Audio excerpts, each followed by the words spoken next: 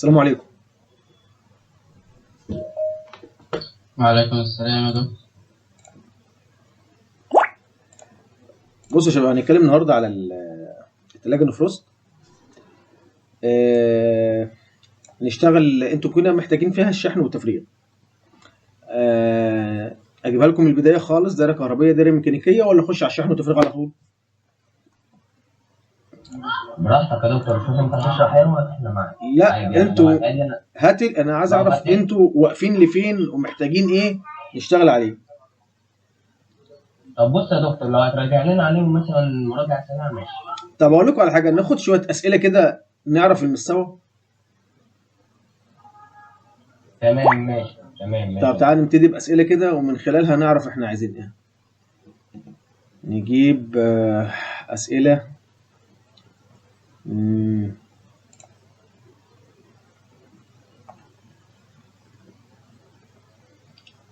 طيب السؤال ده ظاهر قدامك؟ تمام ظاهر. تمام. لو جه قال لي اشرح نظريه عمل دائره التبريد الميكانيكيه للثلاجه انفروست، حد كده يقدر يجيب لي النظريه بتتكلم ازاي؟ يعني نقدر نتكلم في ايه؟ وطبعا احنا عارفين ان هي نظريه دائره التبريد او دائره التكييف هي نظريه واحده، بالذات في الدائره الميكانيكيه. تمام، لان الضغط معروف هنا، وهو الضغط هنا هو الضغط هنا، الضغط هنا بيعمل ايه، المكثف هنا بيعمل ايه، هو نفس الوظيفه مش هتختلف. حد يقدر كده يديني صوره كده الدايره ماشيه ازاي، يطلع مع الفريون من اول ما بيطلع من الضغط لحد ما يرجع للضغط تاني؟ مين يقدر يتكلم؟ تقريبا من البداية يقوم الضغط بضغط مركب التبريد بصورة درجة حرارة مرتفعة وضغط مرتفع إلى المكثف اللي بيحافظ على ضغطه المرتفع، بس هنا بيفتقد درجة حرارته. بعدها بيروح للماسورة الشعرية، وهنا بيقل درجة حرارته ودرجة ضغطه في صورة سائل مرزرز تقريبا. بعدها بيروح على المبخر اللي بيكون درجة حرارته منخفضة. بتلف الدايرة على كده. طيب تمام، حد عنده إجابة غير دي؟ هي اختفت المخطط. ما أنا عارف، ماشي أوكي. رجولي وانا هحاول اشرح. مين يقدر يتكلم فيها تاني؟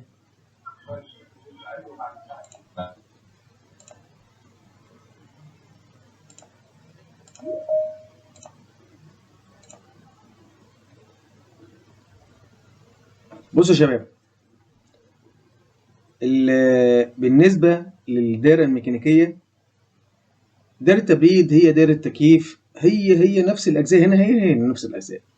اللي هقدر أتكلم في الدائرة الميكانيكية في مثلا في النفروست، في الديب فريزر، في المكيف، هي طريقة واحدة.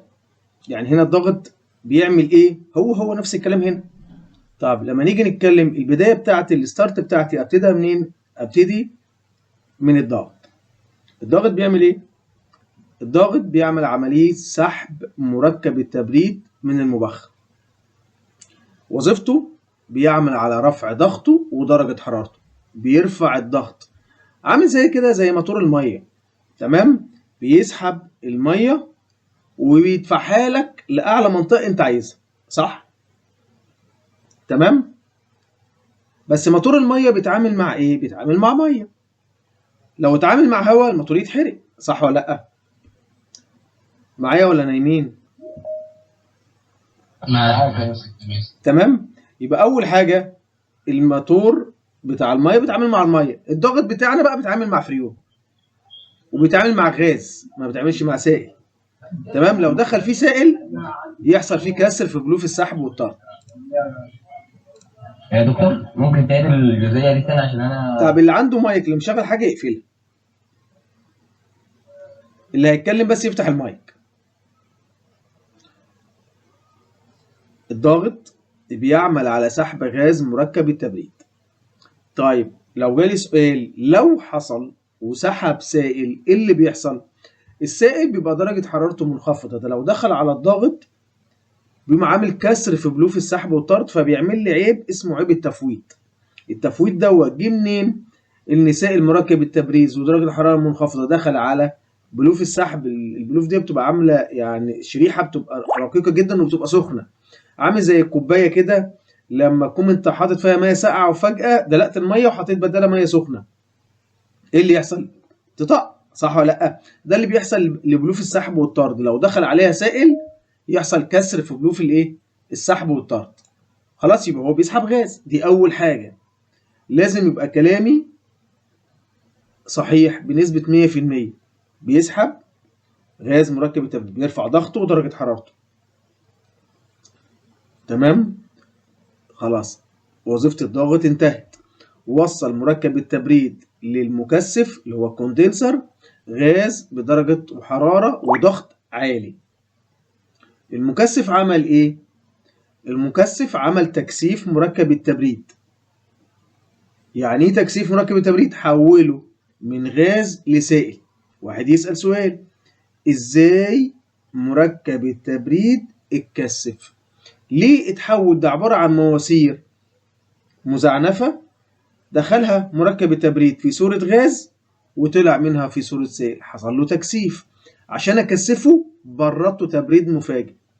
التبريد دوت عمل له عملية تكثيف، حوله من غاز إلى سائل. زي إيه مثلا؟ زي مثلا لو أنت مثلا عندك إناء بتغلي فيه مية، تمام؟ المية بتتحول من مية لبخار. البخار دوت بيطلع على غطا الحلة اللي فوق أو غطا الإناء اللي فوق دوت. إيه اللي بيحصل له؟ بيتحول لسائل. ليه ايه؟ يعني ايه حصل له ايه؟ حصل له تكثيف. غاز بدرجة حرارة عالية طلع على سطح بدرجة حرارة أقل منه فاتكثف، فتحول من غاز إلى تحول من غاز إلى سائل. عرفنا يعني ايه تكثيف؟ دي الفكرة بتاعت المكثف.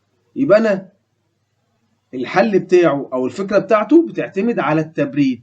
مواسير أبردها فتكثف مركب التبريد فتحول من غاز لسائل. في نهاية المكثف حصلت على مركب تبريد في صورة سائل دخل على أداة الانتشار. دخل له إيه؟ سائل مركب تبريد بضغط عالي. أداة الانتشار ديت فكرتها اللي هي بتبقى ماسورة وقطرها صغير. قطرها صغير بيخش فيها مركب التبريد.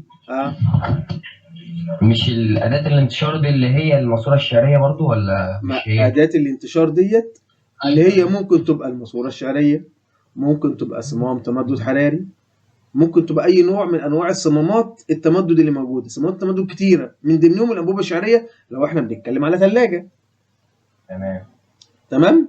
فإحنا بنقول إيه؟ أداة انتشار. يبقى أنا ثبت المعلومة وغير براحتي. يعني أنا شغال في نموذج صغير يبقى أنا بتكلم على أنبوبة شعرية، شغال في نموذج كبير يبقى أنا بتكلم على صمام تمدد حراري.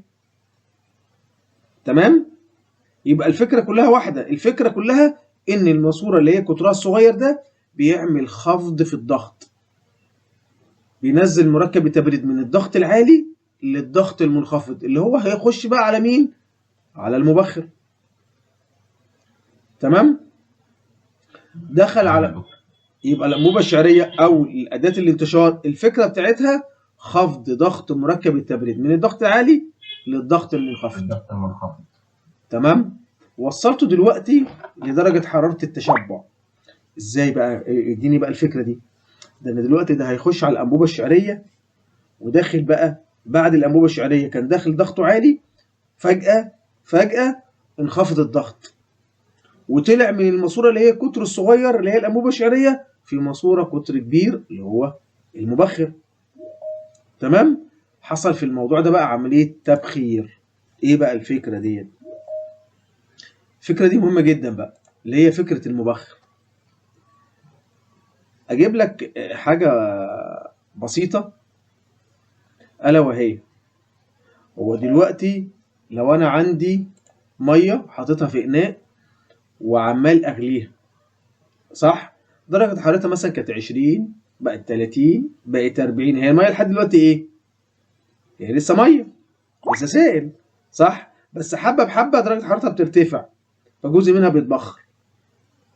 طيب وصلت لدرجة الغليان؟ لا لسه ما وصلتش. امتى توصل؟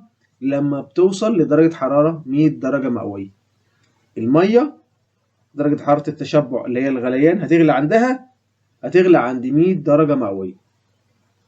عند ال100 تبدأ بقى تتحول من سائل لبخار، من مية تتبخر لبخار. تمام؟ لما وصلت ليه درجة حرارة التشبع. تمام؟ أنا عملت نفس الكلام كده. المبخر نزلت مركب التبريد من الضغط العالي للضغط المنخفض. تمام؟ وعند ضغط التشبع ودرجة حرارة التشبع بدأ مركب التبريد يتحول منين؟ يتحول من السائل إلى غاز. طب الفكرة دي بقى، عشان أحول مركب التبريد من سائل لغاز لازم أديله حرارة. هو المية لما أنا كنت حاطط مية وعمال أوصلها للغليان كنت بعمل إيه؟ مشغل النار عليها، تمام؟ عشان تقعد ترفع من درجة حرارتها عشان تغلي، عشان أوصلها للغليان. أنا بقى النقطة بتاعت المبخر ده، المبخر أنا عند المية كنت بتغلي عند درجة حرارة أو في الأتموسفير في الجو العادي بتغلي عند 100. بس بالنسبة بقى لمركب التبريد في المبخر، الضغط اللي هيحصل عنده الغليان ده بيبقى بالسالب. يعني عندي مثلا على حسب خواص مركب التبريد سالب 20 سالب 30 سالب، على حسب كل مركب تبريد ليه الخواص بتاعته. أول ما بيوصل عند ضغط التشبع يبدأ يتحول، أو درجة حرارة التشبع يبدأ يتحول.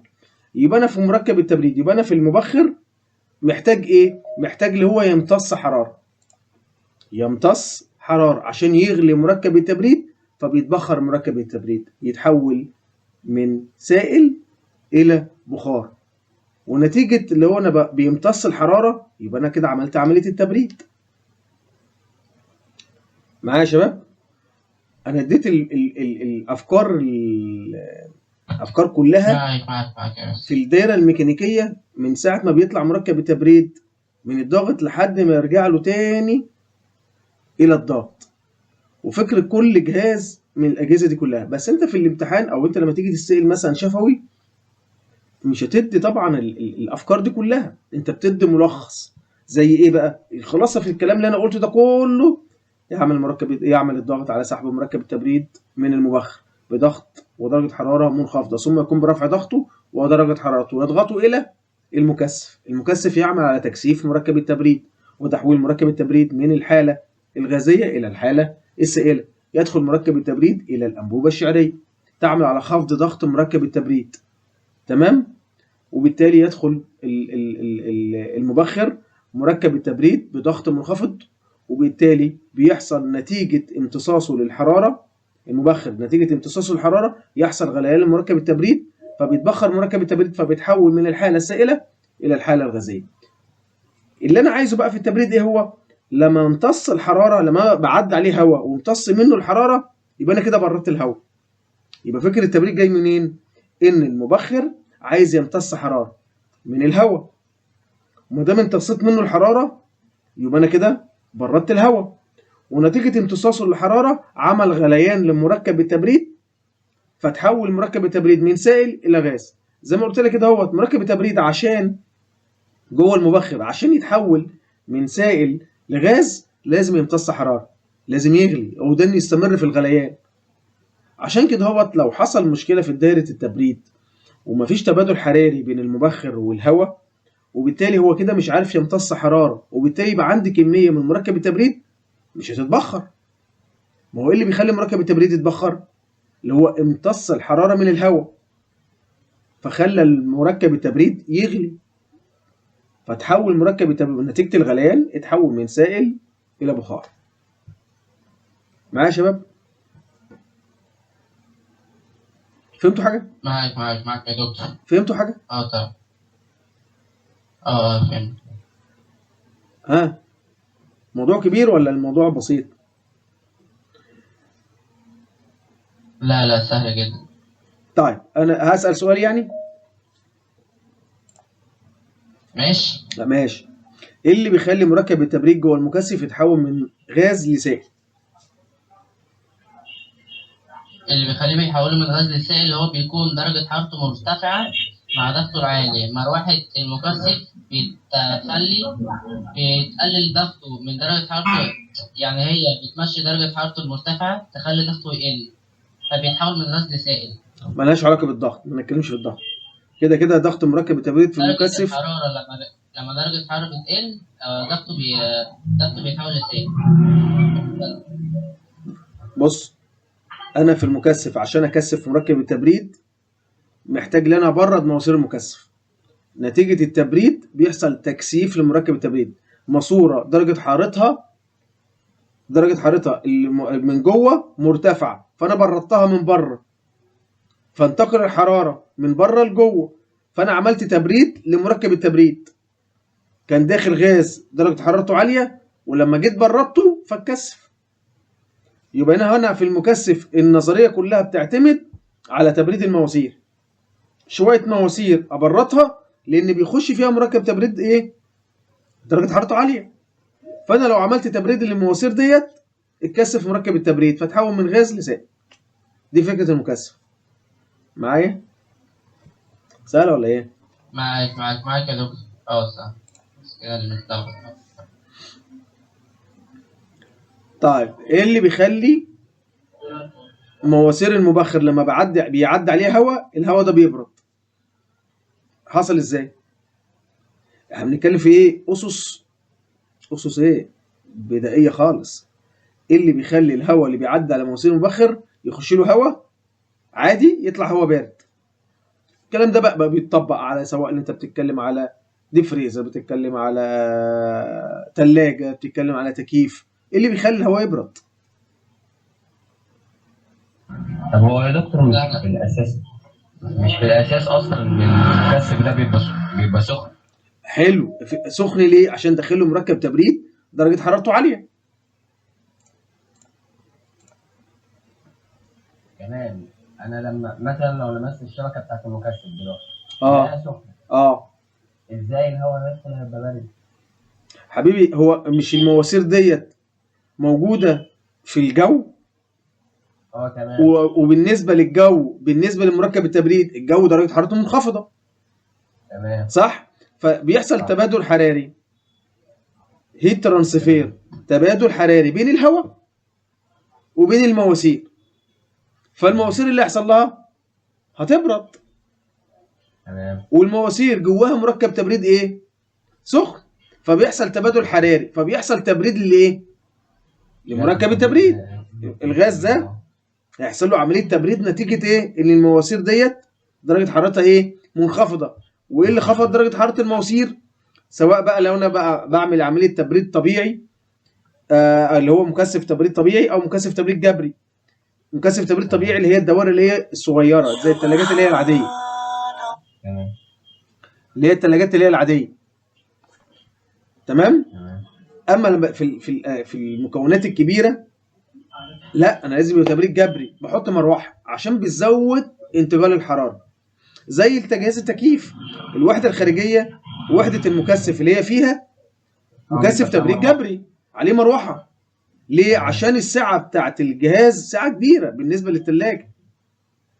السعه بتاعته كبيره، فمحتاج هيت ترانسفير كتير، او محتاج تبادل حراري كتير، فبحط مروحه. هواء الطبيعي ما يبردش المواسير، محتاج حاجه جبري، فبحط مروحه. معايا؟ ان هو يتبادل. عشان عشان يعمل ايه؟ يزود كميه الهواء اللي بتعدي على المواسير. تمام. عشان احافظ على تبريد المواسير. عشان كده ممكن تحصل مشكله عندي في جهاز التكييف. يجي يقول لك ايه فتره كده، يقول لك ايه، الجهاز ده الوحده الخارجيه عايزه تتنظف. يجي لك فني يقوم فاتح الغطا اللي بره وينظف لك مواسير الايه؟ المكثف. ليه؟ لان المواسير دي اتكون عليها تراب كتير، وبالتالي عاد التبادل الحراري، في تبادل حراري بين الهواء بتاع المروحه والمواسير، وبالتالي ما بيحصلش تبادل حراري حلو. صح؟ ضعيف بسبب الاتربه ان هي الاتربه دي بتعمل عازل. بتعمل ايه؟ عازل. وبالتالي الحراره اللي انا عايز ابرد بيها، او الهواء البارد اللي انا عايز ابرد بيه المكثف مش عارف يوصل له. فايه اللي بيحصل؟ الاقي الضغط العالي بتاع الجهاز ارتفع، وخلي بالك بيبقى في نسبة من مركب التبريد من غاز لسائل ما بتتحولش. ليه؟ هو التحويل بيجي منين؟ من التبريد لما ببرد المواسير. طب انا ما عرفتش ابرد المواسير كويس، يبقى انا كده فقدت ميزة او فقدت هدف انا عايزه، اللي انا احول مركب تبريد من غاز لسائل. طب هو في تمام. سؤال، هو ليه انا بحول مركب التبريد من غاز لسائل؟ من غاز لسائل. ليه حطيت المكثف؟ عشان نقلل درجة حرارته. لا، انا حطيت المكثف ليه؟ ايه فايدة وجود المكثف في دائرة التبريد او التكييف؟ عشان يرجع ال لا. هو دلوقتي المكثف بتاعتها درجة حرارة مركب التبريد بيفتقد. مركب التبريد بيفتقد حرارته عند المكثف، عشان انا بعدها ينزل درجة حرارة منخفضة عند المبخر والدوائر تتعاد بقى. هو انا دلوقتي لو انا عملتش تكثيف لمركب التبريد، هيبقى مركب التبريد في صورة ايه؟ غاز. ينفع ادخل على الضاغط ادخله غاز؟ انا اسف، لا، انا على المبخر ينفع ادخله غاز؟ طب هو التبريد بيجي منين؟ من عملية التبخير عشان يمتص حرارة. طب غاز، ما هو كده كده هو غاز، انا هحوله ازاي؟ يبقى كده مش عارف اعمل تبخير في المبخر، يبقى لازم المبخر يخش له ايه؟ سائل. السائل ده هيجي منين؟ من المكثف. المكثف هو حول الغاز لسائل. تمام. فانت عندك 4 اجزاء اساسيه في دائره التبريد. الضغط رفع الضغط، تمام، وصل للمكثف، حول مركب تبريد من غاز لسائل، وصل الانبوبه الشعريه، خفضت الضغط من الضغط العالي لضغط منخفض، تمام. تمام، ووصل للمبخر، مركب تبريد سائل. نتيجه امتصاصه للحراره هيحصل غليان لمركب التبريد، فيحصل تبخير لمركب التبريد، فيحصل تحويله من السائل الى الغاز، يخش على الضغط الثاني ايه؟ في صوره ايه؟ غاز. يبقى احنا اللي احنا اتكلمنا فيه ده في كذا سؤال: الضغط، مكثف، أداة انتشار، مبخر. كل واحد في دول بيقوم بالدور بتاعه. كل واحد في دول بيقوم بالدور بتاعه. لو فقدت عنصر من العناصر الأربعة دول كده بقى، ولا بقى دايرة تبريد ولا دايرة تكييف. تمام يا دكتور. كل واحد بيقوم بدوره. طب المكثف لو حصل عنده خلل والدور بتاعه بقى ضعيف، يعني ايه ضعيف؟ زي ما قلت لك دوت، حصل مشكلة وفي أتربة موجودة على ملفات المكثف، تمام، فعملت عازل. فايه اللي حصل لمركب التبريد؟ ما تحولش بنسبة كاملة من غاز لسائل، وبالتالي بقى في نسبة مثلا 30% غاز و70% سائل. يبقى هو لما دخل المبخر دخله بنسبة قد ايه سائل؟ 70%. يبقى اللي هيتبخر قد ايه؟ 70%. يبقى التبريد بنسبة قد ايه؟ 70%. معايا؟ يبقى ده أثر على التبريد ولا مش أثر؟ معاك. أثر على التبريد ولا مش أثر؟ أثر على التبريد. يبقى برضو ده أسئلة من ضمن الأسئلة اللي هتجيلي معايا. المكثف ايه وظيفته؟ هو لو عندي مشكله في المكثف والمروحه وقفت في المبخر في التكييف مثلا، المروحه وقفت، تاثر ولا ما تاثرش؟ المروحه ضعفت بتدور بس ضعيفه، هيأثر على التبريد ولا مش هيأثر؟ هتأثر، هتلاقي التبريد ضعيف. ايه اللي جاب التبريد للمكثف اللي بره؟ شفت الدايره مرتبطه ببعض ازاي؟ يبقى احنا نبقى عارفين وظيفه كل واحد، وكل واحد بيقوم بدور. ايه هو الدور بتاعه؟ ولو حصل مشكله، احنا بنتكلم في اعطال بقى، لو حصل مشكله في المكثف، حصل مشكله في المبخر، مثلا مروحه المبخر، لو احنا بنتكلم في تكييف، مروحه المبخر عطلت ضعفت، فقل كميه الهواء اللي بتعدي على المبخر، يعمل مشكله؟ يعمل مشكله. الهواء هيكون طالع قليل، يعتبر ومش طالع قليل بس، ده انا محتاج المركب التبريد اللي هيخش على الايفابوريتور، اللي يخش على المبخر، اعمل له عمليه غليان نتيجه امتصاصه للحراره. هيمتص الحراره ازاي اذا كان كميه الهواء اللي بتعدي عليه قليله؟ قليل. صح. صح. تمام. خلي بالكم ان البث هيقفل كمان 10 دقايق ولا 5 دقايق، عشان الساعة هتقوم خلصت. هبعت لكم لينك تاني ماشي؟ مكتوب عليك جيست، انت جيست وهو جيست والباقي مش مكتوب عليه. عشان احنا مسجلين اكونتات تمام، لو حد من الاكونتات طردني هيظهر لي اسمي، لكن ده حد من الجاست من الجيست، هما الاثنين بيدخلوا. يعني واحد من ده يا جو يا مؤمن يا انت عماد. بتخش باكونت ولا من غير؟ انا داخل بقى عرفني بخير يعني يا ابني. عايزين نشوف طريقة تانية للبث والله. بس انا خلي شايف بالك انا خدت الموبايل بتاع صاحب الكافيه علشان ادخل معاكم اللايف. انا شايف ان البرنامج ده يعني هو ده افضل برنامج اللي احنا نعرف نشتغل عليه. فانت حاولوا تستقر عليه، لان البرامج التانية بتبقى صعبة جدا. بس زي تسجيل الدخول فيه صعب يا دكتور. انا معاك، انت لو عندكم برنامج تاني اسهل تبقى عرفونا. تمام يا دكتور. احنا اللي معانا كتر الف خير. طيب نكمل. بس لو قفل يا جماعة هديكم لينك تاني ماشي؟ ماشي يا دكتور. بص يا ماشي دكتور، ماشي. محدش يدخل مؤمن عماد، عشان هو مؤمن عماد اللي عمال يكتب اسمه. تمام. وانا اتاكدت من دي بس خلاص. طب يلا نركز. مين يجاوب على السؤال ده؟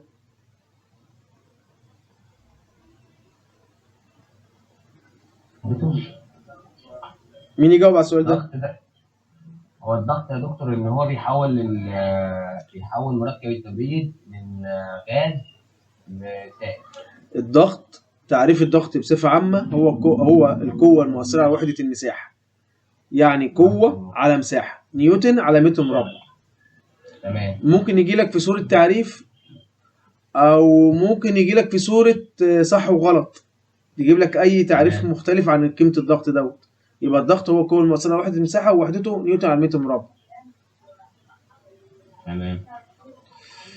طيب بيقول لي هو عبارة عن الشغل المبذول ووحدته. احنا بنتكلم دلوقتي على الخريطة. لو انتوا درست الخريطة اللي هو WC، هو عبارة عن الشغل المبذول ووحدته كل جول لكل كيلو جرام. الام دوت هي معدل سريان مركب التبريد. حد عارف وحدة معدل السريان دي قد ايه؟ او بتتحسب ازاي؟ معدل السريان؟ لا ما اعتقدش ان انا عارف. معدل السريان دي الوحدة بتاعتها كيلو جرام بير سكند، كيلو جرام على الثانية. الانسالبي من أولى ثانوي صح؟ نعم. الأسئلة دي من أولى ثانوي؟ لا، الأجهزة دي تانية صنايع. انتوا ما درستوش خريطة خالص؟ ما درسناش والله ده. ازاي يا ولاد؟ أنا خدت البي اتش. طب ما دي بي اتش، يعني ديت الاتش هو الانصال بوحدته. الانصال وحدته كيلو جول لكل كيلو جرام. كيلو جول كيلو جرام. يا دكتور ايه؟ احنا عندنا في المدرسة تمام، كنا بنروح نقعد بس في اولى وثانيه والله لحد يعني احنا بص خايفين السنه دي ما بندرسش اي حاجه فعلا والحاجات دي. لا والله. يعني المهندس اللي عندنا المفروض كان يشرح لنا، كنت بقول له اشرح لنا يا استاذ، كان يقول لي لا ما انتوا بس تحلوا المرافق وبس كده كفايه عليكم. لا والله. ويقعد يكتب ويشرب فين. اقول له يا دكتور طب يا استاذ صورنا، يقول لي لا ما فيش تصوير ما فيش. يقول لي انا انزل فيديوهات من على اليوتيوب، لدرجه ان انا كنت منزل لك فيديوهات يا دكتور. لا والله حاجه تكسف، يعني حاجه صعبه جدا والله. حاولت جبت له اكتر من واحد معانا في المدرسه كان جرايد وكده، وقلت له اهو الاجسام الثانيه بتتصور، يعني اجسام اقل مننا وبتتصور، ما بالك احنا التبريد والتكييف اعلى جسم، ما نتصورش ازاي؟ بس فقال لي لا انا مش اما نصور، انت تنزل فيديوهات من على اليوتيوب مالكش دعوه. الاستاذ بتاع الثالثه ثانوي بقى يعني مش عايز اقول لك ان هو عمل المعنى الغلط، قال لي انا ماليش دعوه لا باولى ولا ثانيه. ياه. انتوا منين؟ مدرسه ايه يا دكتور؟ مدرسه يا شباب؟ ايه؟ احنا مدرسه ملاوي الثانويه الصناعيه العسكريه بني. فين دي بقى؟ مكانها فين؟ في المنيا ملاوي، مركز ملاوي. يا هلا بالصعيد. ربنا يعينكم والله. المهم انا معاكم. بص انا معاكم لحد اخر السنه.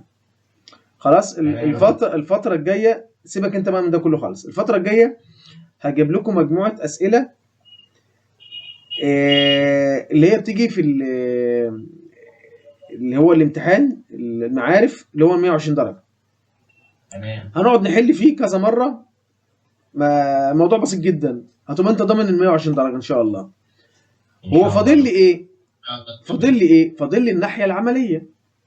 طب اللي هيجي يسالك في العملي هيسالك في ايه؟ مش هقول لك اعمل عمليه شحن وتفريغ، تمام؟ انا عايزك انت تبقى ثابت وانت بتتكلم. طب هتجيب الثبات ده منين؟ لحظه كده خليكم معايا، ايوه انا اجيب لكم احسن، نقعد نتكلم احنا في الموضوع دوت عشان الموضوع ده مهم. تمام يا دكتور. شايفيني معايا؟ ايوه معاك. بص بقى معايا، موضوع الاسئله المعرفيه هو موضوع بسيط، تمام؟ احنا هنتدرب عليه مع بعض، احنا هنا معانا لحد اخر السنه هنتدرب عليه، مفيش مشكله. هي بس عباره عن كنت ركز معايا واقفل المايكات اللي انتم مشغلينها ديت،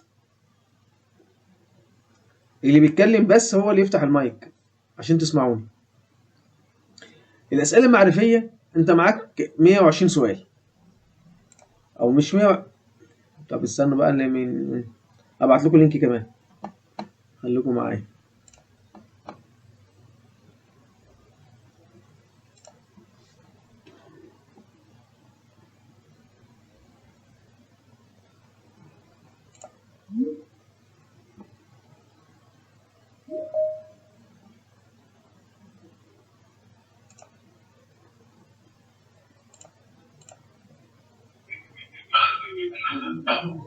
انا اسف يا دكتور، الصوت عالي عندي. تمام هو كده احنا دخلنا تاني، هي هنعد ساعه من اول وجديد. تمام. هو انا اسف بس والله انا الصوت كان، انا كنت فاكر ان انا عامل ميوت تمام وزعلت في الوقت زي بعض. انا اسف. ما فيش مشكله، حاول بس عشان الناس ما تتاثرش، اللي جنبه حد ولا حاجه مش هيتكلم قفل المايك لحد ما يجي له وقت ويتكلم. تمام يا دكتور، لو في حاجه انا هفتح المايك ان شاء الله. الناس دخلت. الناس البرنامج صعب معاها ليه؟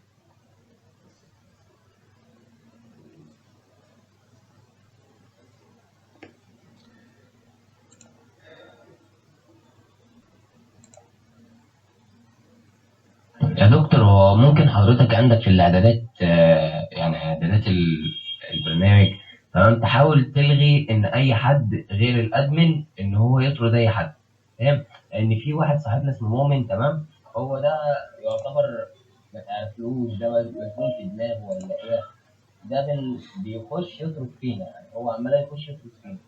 طب استنى كده مش ابص فاهم اشوفها كاعدادات كده. مش فاهم الميزه من كده ايه. ايوه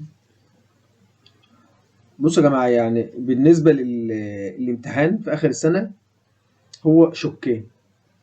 الشق الاولاني بيعتمد على اسئله معرفيه 120 درجه تقريبا، تمام؟ بيجي لك كذا سؤال بنسبه كبيره هتعرف تحل فيه، واحنا هنتدرب على الكلام ده الايام اللي جايه. الاسئله كلها عباره عن ايه؟ صح وغلط، اختار، حاجات بسيطه معتمده اللي انت برضو تبقى فاهم. يبقى عندك مشكله لو انت مش فاهم، مع انها هي اسئله بسيطه جدا. احنا هنتدرب على الكلام ده كله، وبتبقى شامله الثلاث سنين، بس بنسبه كبيره على السنين اللي شفناها الفتره اللي فاتت كانت بتبقى 90% على الوحدات اللي موجوده في الثالثه، اللي هي ثالثه دبلوم.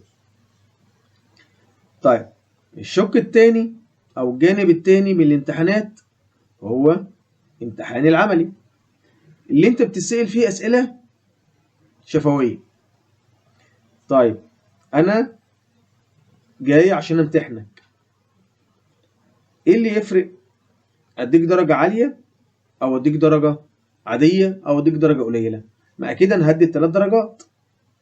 اسلوبك وثباتك ومعرفتك العلميه هي دي اللي بتخليك ان انت بتاخد درجه عاليه،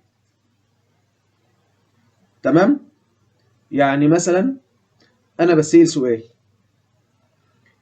شحن وتفريغ، مش هتاخد العدة وتقعد تشتغل وتفرغ وتشحن وكلام ده، مفيش وقت للكلام ده خالص. بس ايه؟ اولا اختيار العدد اللي انا هعمل بيها شحن وتفريغ.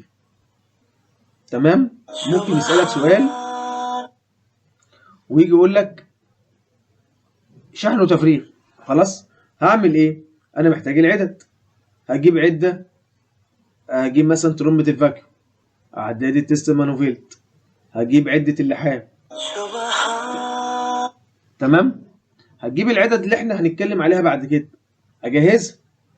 طب الخطوة التانية اللي انا عايز اوصل بقى، مثلا انا انا هعمل عملية تفريغ، محتاج ان انا الاساس اللي عندي اللي هو عداد الشحن والتفريغ، عبارة عن ايه؟ عبارة عندي على عدادين وفي محبسين وثلاث فتحات لثلاث خراطيم.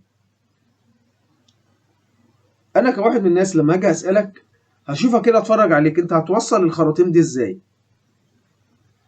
تمام؟ هتتربك ولا فاهم هتشتغل على طول؟ الموضوع سهل وبسيط ومش هياخد اي حاجه. او ما انا جايب موصل حاطط انا عندي عداد الشحن والتفريغ اللي هو عداد التست مانوفيل. تمام؟ واخد عندي 3 وصلات او 3 خراطيم، في الخرطوم اللي هو ناحيه الضغط العالي بيبقى لونه احمر، الخرطوم اللي هو ناحيه الضغط المنخفض لونه ازرق، وفي الخرطوم اللي في الوصله المشتركه لونه اصفر. هاخد الخرطوم الازرق اللي هو ناحيه الضغط المنخفض واوصله ببلف الشحن اللي موجود في الضغط. هاخد الخرطوم الاحمر اللي هو ناحيه الضغط العالي واوصله بايه؟ هوصله بترمبة الفاكيوم. هاخد الوصله المشتركه ديت هوصلها بايه؟ باسطوانه الفريون. انا كده شفتك واحد فاهم وواثق من نفسك وعارف انت بتعمل ايه. انا واقف انا بتفرج عليك، وصلت الخراطيم صح، هتتكلم بقى. انت مش هتشغل حاجه بنسبه كبيره، انت مش هتشغل حاجه، مفيش وقت. تمام؟ هتشغل ايه؟ اول حاجه لو انت بقى هتتكلم من النقطه دي، احنا هنتكلم على تفريغ وشحن. اكن انا بمتحن، انا طالب وداخل بعد ما عملت الوصلات هعمل عمليه تفريغ الاول، بعد كده اعمل عمليه شحن. طب انا هعمل ايه؟ اول حاجه هفتح المحابس، انا عايز كله يتخيل وانا بتكلم. هفتح محبس الضغط العالي ومحبس الضغط المنخفض اللي هو المحبس الازرق والمحبس الاحمر. تمام؟ وهقوم مشغل بعد ما وصلت بقى ال3 خراطيم وخلاص. تمام؟ هقوم مشغل التلمبه. شغلت التلمبه لما هتشتغل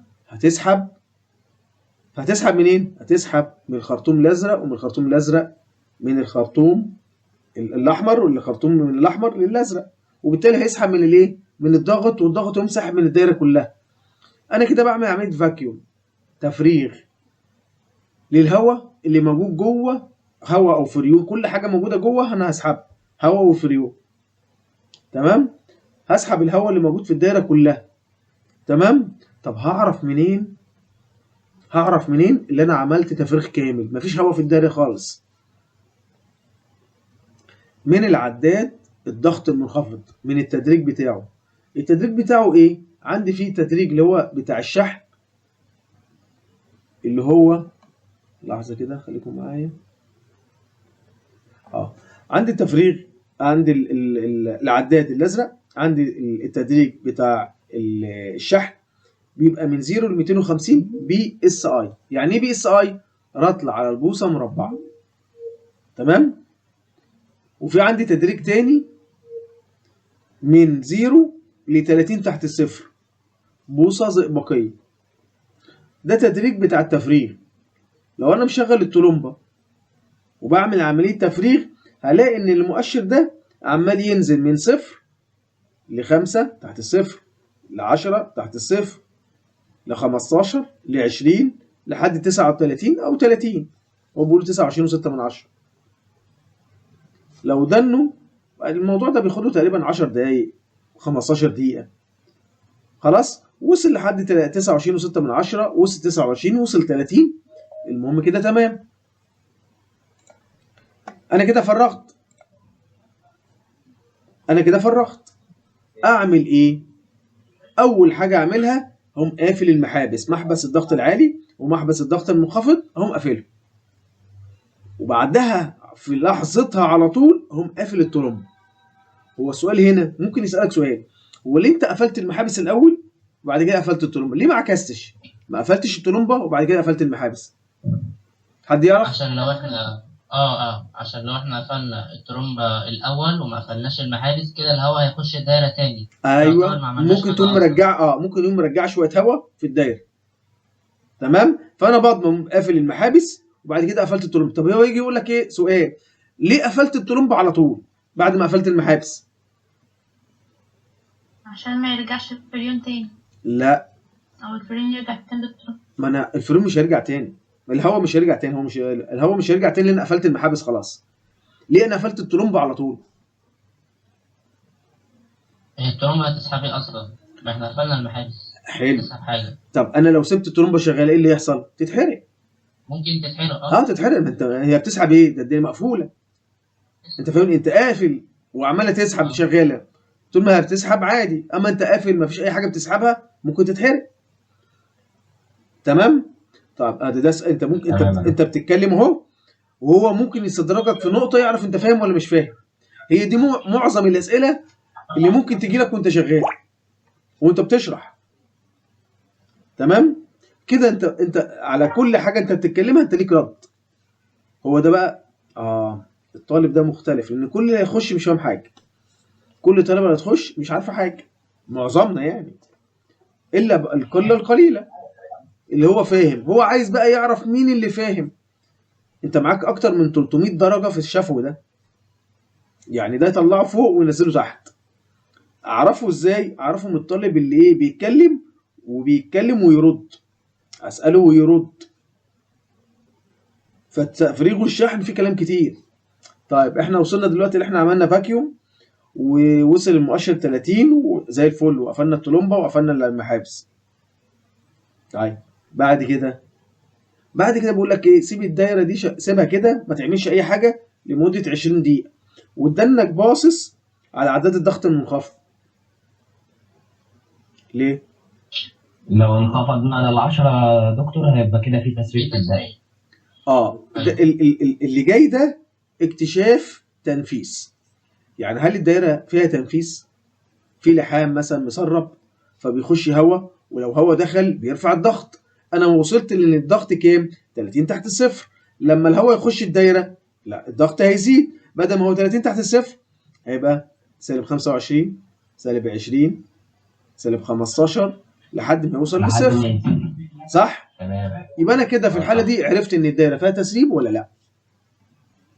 فيها تسريب، هتبتدي بقى تخش في مرحله جديده، اللي انت تعمل ايه؟ تديها شويه فريون وتجيب اي جهاز من اجهزه الكشف عن التنافيس وتعرف مكان التنفيذ فين. طيب لو المؤشر ده انه واقف عند -30 تحت الصفر، ده معناه ايه؟ يبقى كده الدايره ما فيهاش اي تسريب. كده الدايره ما فيهاش تسريب، ما فيهاش تنفيذ. تمام. ابدا بقى افكر انا عايز اعمل عمليه ايه؟ شحن. انا كده خلصت الفاكيوم خلاص. ماشي؟ نعمل عمليه شحن. ايه اللي هنعمله؟ المحبس بتاع الضغط العالي والطلمبه كنسلهم خالص، مش هاجي ناحيتهم. اللي هو المحبس الاحمر وطلمبه التفريغ، الجزء ده انا مش عايزه. تمام.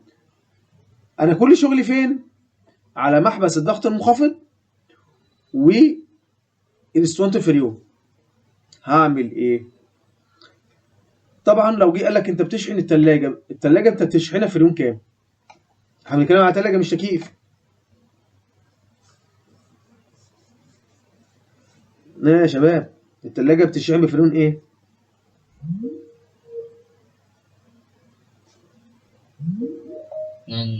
R22 تقريبا. قول يا هاجر. على حسب النوع. قول يا هاجر. الثلاجه بتشحن بفريون ايه؟ 134. شاطرة 134. زمان كان عندي فريون 12. نيجي بقى للنقطة دي، زمان كان فريون 12 بس فريون 12 مش صديق للبيئة. فريون 12 مش صديق للبيئة اللي هو بيؤثر على طبقة الأوزون. بالتطور العلمي عملوا فريونات ما تأثرش على طبقة الفريون بالنسبة للثلاجات. فريون 12 بيأثر، فعملت 134 ايه اللي هو صديق للبيئة. زي كده فريون كام في التكييف؟ فريون التكييف عندي 22 بس بالتطور من فريون 22 ضار وبيلوث وغير كده بيأثر على طبقة الأوزون، فعمل فريون 410 ايه. ده الحديث. طب احنا بنتكلم في ثلاجة ما بنتكلمش ولا 22 ولا 410. احنا بنتكلم على ايه؟ بنتكلم على فريون 134 و12. ده او ده معايا يا شباب؟ طيب فريون احنا بس بقى نشحن ب 12. ايوه ده سؤال كمان. انت الثلاجه بتشحنها فريون ايه؟ واحد يقول لك 22 يبقى كده ده دخل في منطقه ثانيه خالص. 410 في منطقه معاه نفس السكه. فريون 12 وبعد كده الفريون الحديث بتاعه اللي هو 134 ايه. طب 12 ليه 12 لا ليه؟ وما عادش موجود ليه؟ عشان بيأثر على طبقه الاوزون. احنا بنتكلم على معظم الاسئله اللي يجي لك عمليه شحن وتفريغ. معايا؟ هو في نوع فريون هو ار 600. في فريون اصلا ار 600 بس انت مش بتستخدمه في الثلاجات. الثلاجات الصغيره دي شغاله بفريون 12 فريون 134.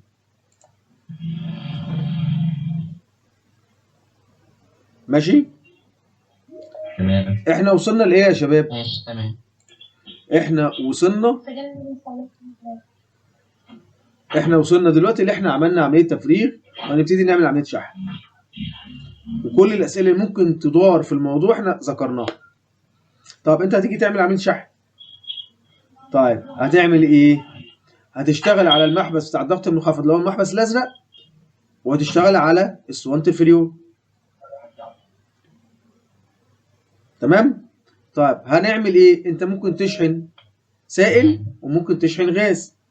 لو هتشحن سائل هتقلب الاسطوانه، بس في الحاله دي تبقى انت فاصل الثلاجه او فاصل الضغط. لو هتشحن غاز الضغط شغال. انا في الاول ببقى فاصل الكهرباء ومديها شويه سائل لان السائل اسرع. مدي سائل بعد كده اقوم قلب الاسطوانه وهبتدي ادي غاز. ادي ايه؟ غاز. في الحاله دي بشغل الثلاجه والضغط الكمبريسور يسحب ويطرد مركب التبريد. وابدا بقى انا عايز اعرف انا وصلت للكميه المناسبه ولا لا، لان لو كميه اكبر من اللازم تعمل لي مشكله، ولو اقل من اللازم تعمل لي مشكله. عايز اوصل للكميه، فانا بعمل ايه؟ عندك 3 حاجات اعرف فيهم ان انا وصلت للشحنه. اول حاجه الميزان بس اول حاجه على الميزان، بس الميزان بيبقى صعب جدا. مش مع اي حد، مفيش حد بيروح الا في المصانع. في المصانع بشحن عن طريق الميزان، لان كميه التلاجه دي بتاخد مثلا كام جرام، بقوم حاطط لها كام جرام وعد على طول. طب اللي بيروح في البيت اللي بيروح يشحن ثلاجه ما بيخش ميزان معاه. ممكن يقول ماسوره الراجع معرقه. ماشي تمام. ايه تاني؟ مع عداد الشحن. اعرف عن طريق الضغط، اعرف انا وصلت للشحنه. ايه تاني؟ الضغط بيسحب امبير الطبيعي. الامبير. يبقى انا عندي الامبير وعندي العداد الامبير وعندي العداد. وايه تاني؟ عندي المبخر. ابص على المبخر وابص على المواسير. المواسير بدات تشمع. يعني ايه تشمع؟ انت عندك الايفابوريتور، حط ايدك كده، بل ايدك كده وحطه على مواسير المبخر. تمام؟ هتحس لا شمعت، بدات تلزق. يبقى عن طريق ان الخط السحب بدا يعرق، المبخر بدا يبقى فيه بروده، الامبير، الضغط اللي عندك هو 1 2 3 4 بالاضافه للميزان، بس ده طبعا بيتم في المصانع. تمام. معايا يا دكتور. حد عنده سؤال في عمليه الشحن والتفريغ؟ طبعا اول ما اعمل عمليه تفريغ او عمليه الشحن خلاص، بس خلاص اقوم فاكك الخراطيم بتاعتي وقافل الاسطوانه كويس وشايل العدادات، خلصت الحاجه. يبقى انت هو بس يا دلوقتي دكتور عايز ايه العدد اللي انا استخدمتها في العمليه دي كلها؟ نفكر كده مع بعض، ايه العدد اللي انا استخدمتها؟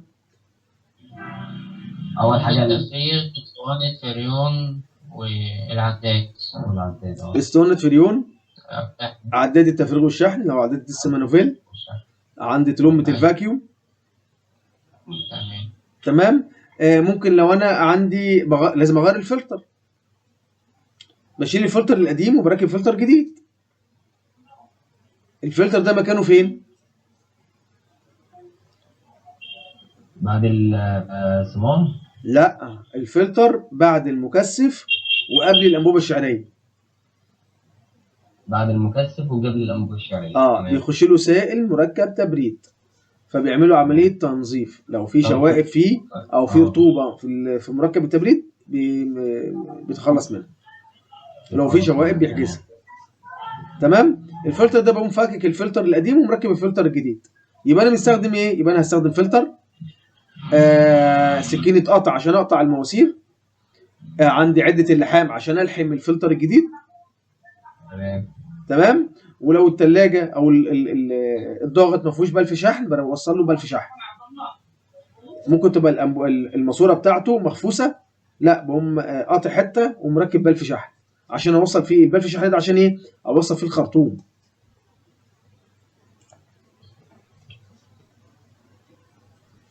معايا يا شباب؟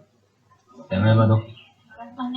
حد عنده سؤال في التفريغ والشحن؟ على فكره التفريغ والشحن ده ايه؟ موجود في كل الوحدات، وحدات سنه ثانيه كلها ووحدات سنه ثالثه كلها، وهي نفس الطريقه. لما نيجي نتكلم عن التفريغ والشحن في التكييف هي نفس الطريقه، بس انت هتركب الخراطيم فين؟ انت كنت بتركب الخراطيم في الطلمبه سهله وفي الاسطوانه سهله. طب في الضاغط مفيش ضاغط بقى، انت هتركبه في ايه؟ في الوحده الخارجيه. ايوه كده. ايوه في خط الايه؟ السحب اللي هو الغاز، اللي هي الماسوره الكبيره، هتلاقي فيها كده محبس وفي ان انت بتركب خرطوم. هي نفس الافكار، بس الفريون هيتغير، هنخش بفريون تاني على حسب بقى جريت والضغوط هتتغير. فاحنا كده خدنا النهارده تفريغ وشحن، وخدنا الاسئله المتوقعه لو جالك سؤال زي كده، وكل نقطه انت لازم يبقى ليك الاجابه بتاعتها ايه. تمام. نفهم الموضوع ده. يعني انا هحط لكم الفيديو ده، خلص ان شاء الله وهحط لكم الفيديو على اليوتيوب. الكلام ده مهم جدا، تفريغ وشحن تفهمه. انت مش هتكتبه، انت هتتكلم، فلازم تتعود ان انت ازاي اعرف تتكلم باسلوب سريع وسهل ومفهوم. تمام يا دكتور. مين اللي بيتكلم؟ هاجر؟ بعد قول يا هاجر.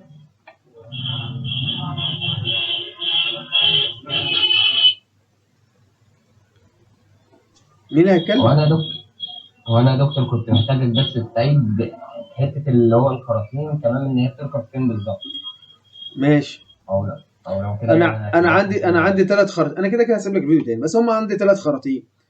خرطوم الاحمر لو ناحيه الضغط العالي، وخرطوم الازرق ناحيه الضغط المنخفض، وخرطوم الوصله المشتركه اللي هو الاصفر. اللي هو الفريون. ده فريون. بتاع الضغط العالي بوصله بالطلمبه، وبتاع الضغط المنخفض بوصله بايه؟ بالضغط. تمام. يبقى الضغط العالي في الترومبه. تمام. وعند الخرطوم الضغط المنخفض بيتوصل بالضغط. بلف الشحن في الضغط. تمام. معايا؟ هو بص اللي هو بيبعت في الجروب ده هو اللي بيدخل يطردني. تمام. هو مستعمدني مش عارف ليه. طب وفي حد بيطردك دلوقتي؟ احنا كده قفلنا الموضوع. لا، ما هو برضه مش عارف ليه بيدخل يطردني. مش عارف والله ازاي يا دكتور. غريبة. انا مش عارف يعني، انا واكل حاجه ولا ايه؟ اجيب لك بص الصورة اللي معاك دي. تمام يا دكتور. ادي اهو الخرطوم اللي ناحية الضغط العالي بيتوصل بالطلمبة، الخرطوم اللي ناحية الضغط المنخفض بلف الشحن اللي موجود في الضاغط، والوصلة المشتركة بتتوصل بالايه؟ بلسونة الفريون. تمام. هنقف لحد كده. اهم حاجه تفهم الموضوع دوت وتقعد انت تقوله مع نفسك وتتوقع اي سؤال ممكن يجي لك، وتاخد انت تقعد ايه تدير الحوار انت مع نفسك، لان الموضوع ده مهم جدا وسهل انت يجي لك في الامتحان. ولو انت سالته تبقى انت مستمتع كده وانت بتجاوب، عارف انت اللي انت ما دام الموضوع انت فاهمه هتبقى انت مستمتع وانت بتتكلم، انت جات لك الحاجه اللي انت بتحبها. والسؤال ده بيتكرر كتير. عندك العدد. كده عملية الشحن والتفريغ يا دكتور بتبقى سهلة، بس الواحد يفهمها لو تمام. يعني أنا هحاول أراجع برضه عشان أفهمها أكتر. راجعها واعرف الأسئلة اللي فيها اللي احنا اتكلمنا فيها. تمام يا دكتور. مش حجم الثورة في الجسم اللي هو بتاعنا، مش دي المفروض اللي هي بتاع الفلاشة؟ بتحط ايه على الفلاشة؟ يعني الفيديوهات اللي أنا هتصورها وأنا بشتغل، مش دي المفروض تتحط على الفلاشة؟ المفروض انت ليك درجات، تقريبا ليك 20 درجة فلاشة. كنت عايز مثلا ايه؟ طب يا دكتور أنت عندك خلفية مثلا عن كل واحدة إيه الفيديو اللي ممكن احنا هنمسك مع التفريغ والشحن ده على كل الوحدات.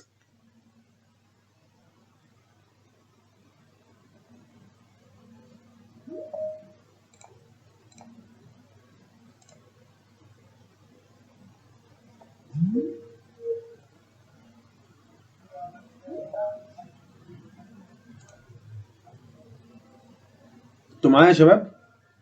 معاك يا دكتور. التفريغ والشحن على كل الوحدات.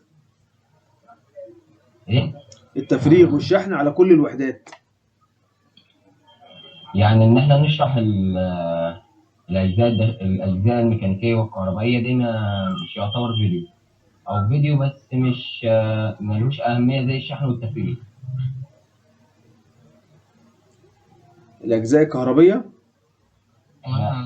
ما انت ممكن يجي لك مثلا ثلاجة نفروست ويقول لك الأجزاء الكهربائية اللي موجودة فيها اتكلم عنها.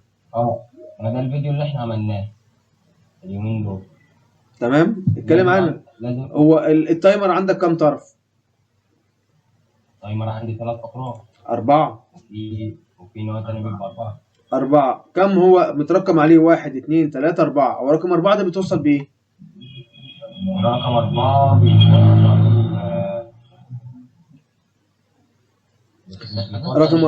رقم 4 ده بيتوصل بالضغط. ورقم 2 رقم 2 بيتوصل بالسخان. استنى اجيب لك الرسمه بتاعتها.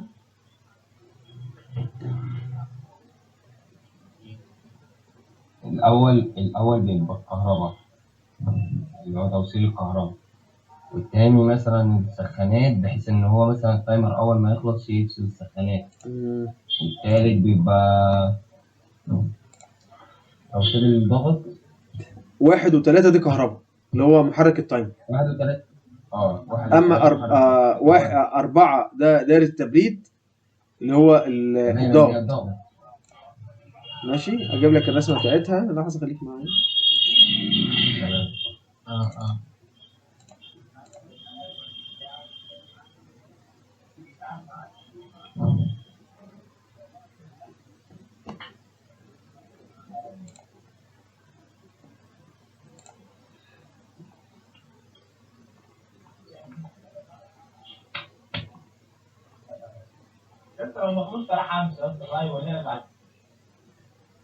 دكتور انا لسه داخل وما سمعتش اللي فات خالص. اهم حاجه بس الفيديو دوت مسجل. هسجل مسجل. تمام. مثلا الوقت اللي انت حاطينه دوت مش مناسب مع واحد خالص يا دكتور، فتحاولوا تغيروه. نحاول نغيروه. ماشي. على فكره يا دكتور انا في الشغل وقاعد واخد شغل كده ومشغل اللاب وقاعد بتفرج على حضرتك. لا جدع والله، شاطر. حاجه باصص كده شايف معايا ايه؟ دي الدايره الكهربائيه، شايفها؟ دي الدايره الكهربائيه. تمام، حلو قوي. التايمر اهو. 4 أطراف. التايمر اهو. رقم 4 ده بيتوصل بالضغط، ده السندر. ورقم 2 بيتوصل بطريق السخانات. ماشي. و3 بياخد ثرموستات، و4 ده بياخد الطرف الثاني من الكهرباء.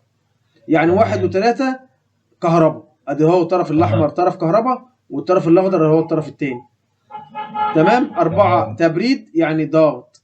2 اذاب الصقيع اللي هو السخانات. في طريق السخانات عندك سيرموديسك وسيرمال فيوز. السيرموديسك والسيرمال فيوز. لو جالك سؤال السيرموديسك ده فايدته ايه؟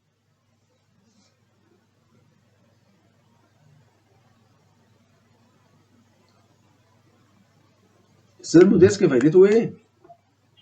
تمام. انا عايز اسمع. السيرموديسك قطع الكهرباء عن السخانات عند وصول حد الحراره السيرموديسك ده بيقطع الكهرباء عن السخانات لما يوصل السخانات لحد درجه الحراره. السيرموديسك عكس السيرموستات. بص، السيرموديسك هو سيرموستات بيحس بدرجه الحراره، بس انت عندك السيرموستات بيفصل امتى؟ لما درجه الحراره تنخفض. السيرموديسك عكسه، بيفصل امتى؟ لما درجه الحراره ترتفع. يبقى هو ده بيحس بدرجه الايه؟ الحراره. عشان كده بتلاقيه متركب على الكويل بتاع الايه؟ الكويل بتاع ايه؟ هو بيتركب فين السيرموديسك؟ طيب ماشي، بيتركب فين؟ بيتركب على السخانات. لا، بيتركب على ملفات المبخر. الكويل بتاع ملفات المبخر، عشان لما يحس ان درجه حراره ملفات المبخر ارتفعت يقوم فاصل كهرباء. فاصل مين؟ هتلاقي هنا لما بيفصل بيقوم فاصل مين؟ فاصل السخانات. هو متوصل توالي مع السخانات اهو. تمام. سيرموديسك بيتوصل توالي مع السخان، عشان لو درجه الحراره ارتفعت يقوم فاصل السخانات. طب هو بقى يجي يقول لك، واحد يسالك هو بيتركب فين؟ بيتركب على ملفات المبخر. تمام. ما انت عندك السخانات موجوده اسفل ملفات المبخر. السخان لما بيشتغل بيقوم مطلع الحراره لفوق، الحراره تطلع لفوق صح؟ هيقوم يسيح التلج، وبعد ما يسيح التلج الحراره توصل لمين؟ ملفات المبخر. ملفات المبخر هتسخن. انا حاطط مين عليها؟ حاطط سيرموديسك، عشان لما يحس ان ملفات المبخر ارتفعت وزادت يقوم عامل عمليه قطع، وبالتالي فصل مين؟ فصل السخان. طيب هنفترض ان السيرموديسك ما فصلش، بيقوم السيرموفيوز. تمام. ايوه جدع شاطر. يقطع عنه. ها؟ السيرموفيوز بيقطع عنه الكهرباء بقى. بس لما بنيجي بقى لو السيرموفيوز باظ بنغيره مع السيرموديسك. جدع، الله ينور. الاجابه دي كويسه قوي، الاجابه دي حلوه قوي. السيرموديسك انا ممكن انا ممكن اسيب الدايره بسيرموديسك بس.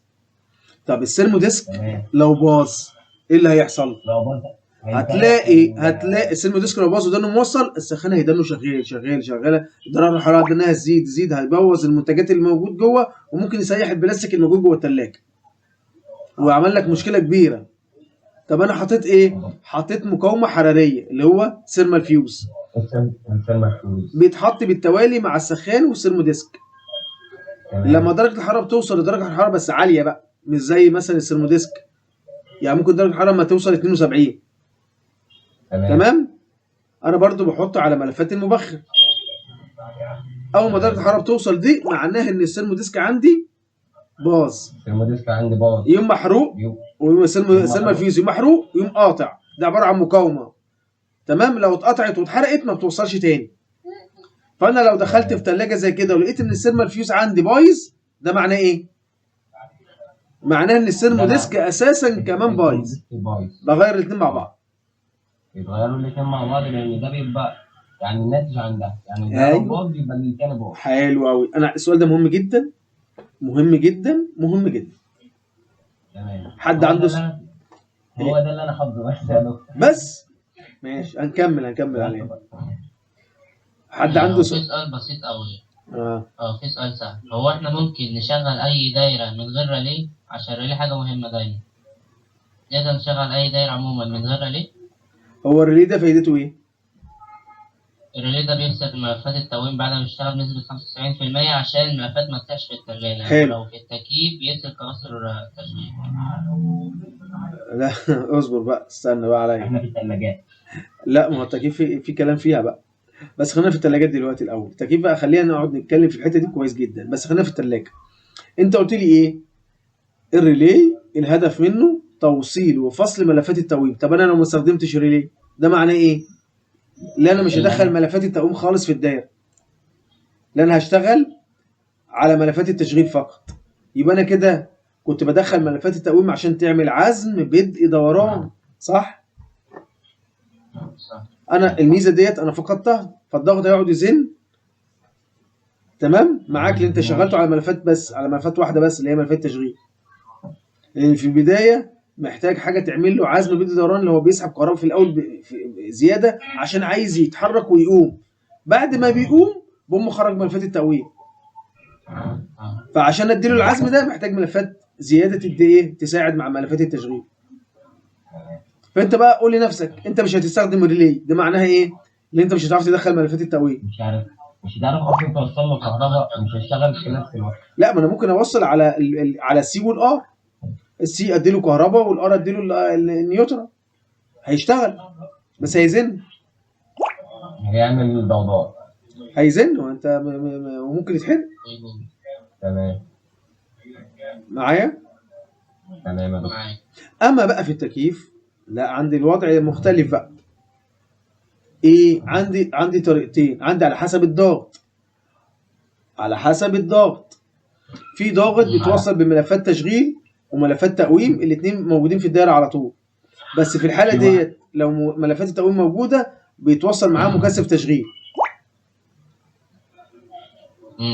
دي الضغط الحديثه، بيبقى عندي ضاغط بيتوصل معاه ملف، ما فيش بقى ريلي. هنا ما فيش ريلي، ان الملفات التقويم ما بتخرجش، بدنها موجوده عشان انا حاطط مكثف تشغيل. يعني